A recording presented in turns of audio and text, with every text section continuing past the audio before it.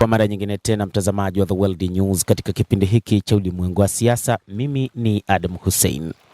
Moja kati ya ripoti tulizokuwa nazo, tunamtazama rais wa Urusi Vladimir Putin anavyowasaidia wa Iran katika vita dhidi ya Israel na Marekani. Inafahamika kwamba Urusi na Iran ni nchi ambazo zina uhusiano mkubwa sasa. Urusi na Iran zimefanya mambo mengi, na hata katika vita vya Urusi nchini Ukraine, Iran ni moja kati ya mataifa ambayo yameonyesha mshikamano wa hali ya juu mbele ya Urusi. Katika uchambuzi wetu tunatazama namna ambavyo sasa rais wa Urusi Vladimir Putin anaonyesha mshikamano wa hali ya juu dhidi ya wa Iran kutokana na vita ambavyo vimeanzishwa na Israel na Marekani dhidi yao. Hata hivyo, kupitia gazeti la Wall Street Journal lililochapisha taarifa yake yenye madai kwamba Urusi inaviunga mkono Iran dhidi ya Marekani, jarida hilo la Wall Street Journal linaashiria kuwa muungano kati ya Urusi na Iran ni muungano thabiti, ni muungano usioyumba. Gazeti hilo linasema kuwa ingawa Marekani inajua hatari ambayo inaletwa na Iran, inakabiliwa katika njia tofauti na Urusi, huku ikitumia ujasusi kujua kiwango cha msaada wa Urusi kwa Iran. Rais wa Urusi Vladimir Putin anatajwa kwamba kwa sasa anatengeneza mazingira ya kutokuonekana kama yeye ni mshirika wa moja kwa moja katika vita hivyo. Kulingana na gazeti hilo, mkutano wa hivi majuzi wa Rais Vladimir Putin na waziri wa mambo ya kigeni wa Iran Abbas Araghchi mjini St. Petersburg zinaendana na uvumbuzi kuwa rais wa Urusi Vladimir Putin amekuwa akiipa Tehran taarifa za kijasusi ambazo wamekuwa wakizitumia kulenga Marekani. Gazeti moja la Ujerumani limechapisha kuwa ujasusi wa Urusi uliipa Tehran taarifa kuhusu vituo vya kijeshi vya madini vya urani inayofuatiliwa kwa karibu na satellite za Marekani, na hii ilisaidia Iran kuhamisha vituo vilivyokuwa hatarini.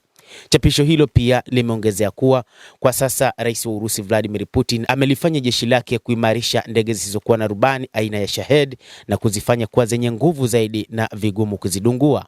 Awali naibu rais wa Umoja wa Ulaya Kaja Kallas aliwahi kudokeza kuwa ndege zisizokuwa na rubani zinazotumika kushambulia mataifa ya Ghuba zina teknolojia ya Urusi. Inasemekana kwamba Urusi imefikia makubaliano na Iran ya dola milioni 589 ya kuipa silaha za ulinzi wa anga. Msemaji wa idara ya ujasusi nchini Marekani aliambia shirika la habari la NBC kuwa kuna uwezekano wa Urusi kuwatuma mafundi wake nchini Iran kusaidia kutengeneza makombora na mifumo ya kurusha makombora hayo. Kwa kifupi, Urusi inasaidia Iran kwa kuwapa taarifa za kijasusi, kufuatilia picha za satellite, kuwapa teknolojia mpya ya ndege zisizokuwa na rubani pamoja na ushauri wa kijeshi.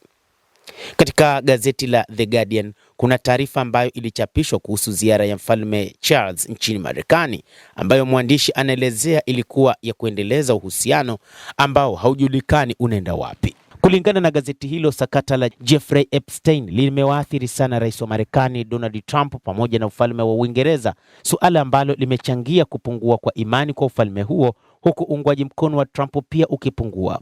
Hata hivyo, rais wa Marekani inadaiwa kwamba amezidisha vita nchini Iran ni kwa sababu hakutaka suala la Epstein kuendelea kuzungumzwa, kwani limemwathiri mno na kwamba yeye ni mmoja kati ya wahanga waliotajwa katika faili hili. Kulingana na taarifa hiyo, Ulaya na Uingereza wana ushawishi mdogo sana kwa Marekani na Donald Trump kwa ujumla. Gazeti hilo pia linatabiri vita vya muda mrefu nchini Iran na Mashariki ya Kati, huku kukiwa na uwezekano kutenguka kwa muungano wa kujihami wa NATO.